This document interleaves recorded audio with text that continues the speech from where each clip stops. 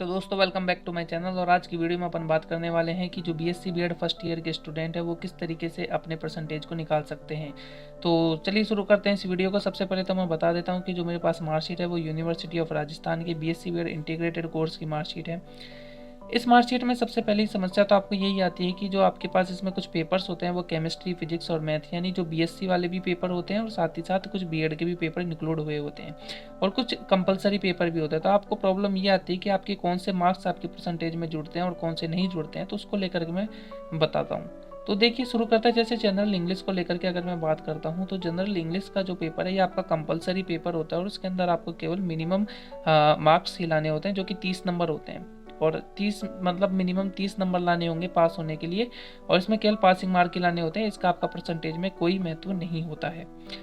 फिर होते हैं आपके बीएड के पेपर्स आते हैं इसमें। जैसे इसमें दे रखा है चाइल्डहुड एंड ग्रोइंग अप का और कंटेम्प्रेरी इंडिया वाला और इंस्ट्रक्शनल सिस्टम वाला। तो ये जो तीनों पेपर हैं ये आपके बीएड के पेपर हैं और इसमें भी जैसे आपको दे रखा है मिनिमम मार्क्स आपको लाने होते हैं। लेकिन ये वाले जो मार्क्स हैं ये आपके एग्रीगेट जो होते हैं मार्क्स उसमें काम में आते हैं। जैसे कि हालांकि ये समस्या आ रही है कई सारे स्टूडेंट को कि वो अपने बीएससी के मार्क्स निकालें या बीएससी बगैर इंटीग्रेटेड के मार्क्स निकालें, क्योंकि आगे से जितने भी फॉर्म भरा आते हैं उधर भी स्पष्टतः ये इंटीग्रेटेड कोर्स का अलग से ऑप्शन नहीं दिया होता है। हालांकि आपके जो मार्क्स निकलने चाहिए वो एग्रीगेट के हिसाब से निकलने चाहिए, जिसके अंदर आपका बीएससी और बीएड इंक्लूडेड होना चाहिए दोनों ही। लेकिन कई जगह आपको अभी भी केवल अपने पीसीएम के ही मार्क्स लगाने होते हैं। ये चीज़ आपको ध्यान में रखनी है। तो वो डिपेंड करता है आप कौन सी संस्था में किस चीज़ के लिए उसको लगा रहे हैं।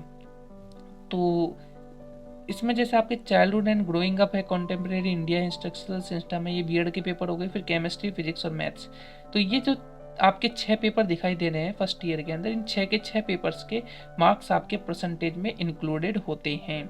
और जैसे कि मैं आपको बताता हूँ, ये जो मेरे पास मार्कशीट है, मार्कशीट के अंदर जो आपको ग्रांड टोटल दिखाई दे रहा है, ये वाला ग्रांड टोटल आपको 750 में से दिखाई दे रहा है। और ये 750 मार्क्स के अंदर आपके बीएड के और बीएससी इन दो को ही इंक्लूड किया गया है, जनरल इंग्लिश का इंक्लूडेड नहीं है। तो मार्कशीट के आधार पर अगर देखा जाए तो आपका जो रिजल्ट है वो बीएड के और बीएससी के दोनों के आधार पर तैयार होता है। तो ये चीज़ भी आपको ध्यान में रखनी है, यानी कि आपकी परसेंटेज 556 और 750, यानी 750 में से जो आपके 556 नंबर आए उसी के आधार पर आपकी परसेंटेज निकलेगी फर्स्ट ईयर की परसेंटेज। यानी कि आप 556 बटे 750 और इसको 100 से गुणा कर दीजिएगा, तो जो भी परसेंटेज आपके पास आएगी वही आपकी फर्स्ट ईयर की परसेंटेज मानी जाएगी।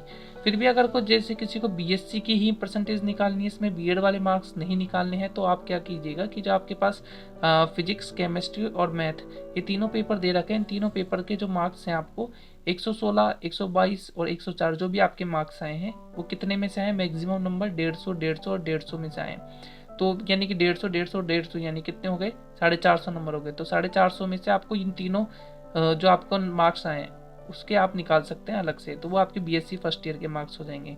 लेकिन आपको जहाँ तक जरूरत पड़ेगी वो आपको आपके ये टोटल ही मार्क्स की जरूरत पड़ेगी, जैसा कि यूनिवर्सिटी की मार्कशीट में भी देखा जा रहा है। तो उस आधार पर आपको मुझे लगता है कि दोनों की ही मार्कशीट, दोनों के ही जो पेपर हैं बीएड के और बीएससी के, उनके इंक्लूडेड ही आपको परसेंटेज निकालनी होगी। Thank you for watching this video.